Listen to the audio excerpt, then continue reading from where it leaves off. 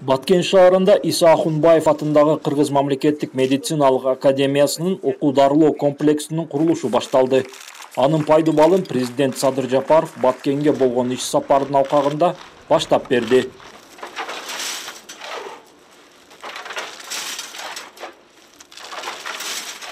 Баткен жергесине келип, мекендештерим менен жакшы жөнөлгөнүн урматында жолугушуп жатканыма абдан кубанычтамын. Биз сиздер менен бирге Иса Ахунбаев атындагы Кыргыз мамлекеттик медициналык академиясынын окуу жана дарылоо комплексинин пайдубалын түптөп жатабыз. Бул борбор көп профилдүү дарыкты аныктоочу жана дарылоочу стационар катары курулат.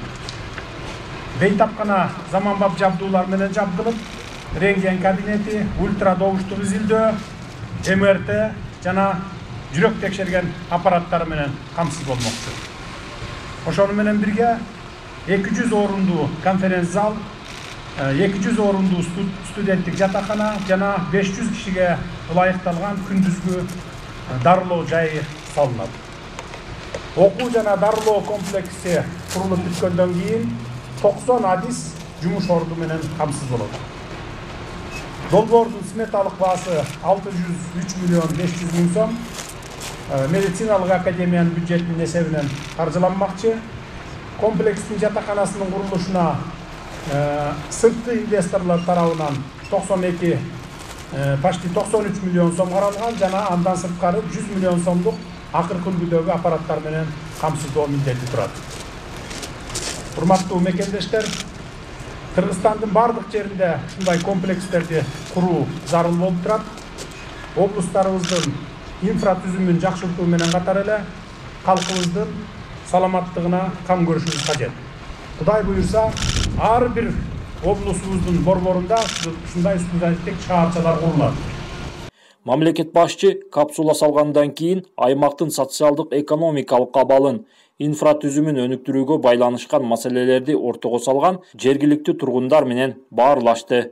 Жүргүзүп аткан саясатыңызды аксакалдар, эл, биз бардыгыбыз 100% колдойбуз. Бир эле цифра менен айтып коюуну мен туура таап турам. Качан Кыргыз мамлекети 400 миллиард бюджетти толтурган. Мына быйылкы жылы алдыңыздарга максат кылып отурасыздар. 400 миллиард бюджетти эч качан жеткен эмес. Даже биздин түшүбүзгө кирген эмес.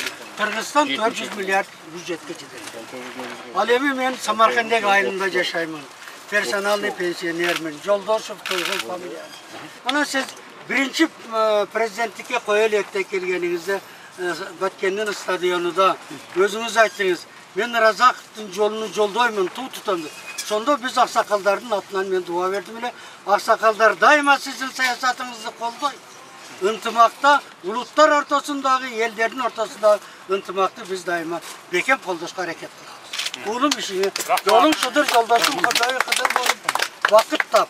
Кыргыз элиге, Кыргыз мамлекетиге көпкө кызмат кыла бер. Рахмат, ал маселе биздин көкүрөгүбүздө турат.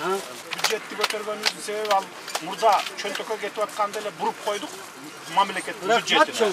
Мына ошонун эсебинен анан жасап атабыз. Сиздерге Самаркандыке, по-моему, 90 миллион бөлүп берсем керек эле, губернатор. 97 миллион. 97 миллион сом бөлүп берет. Больница салып берген.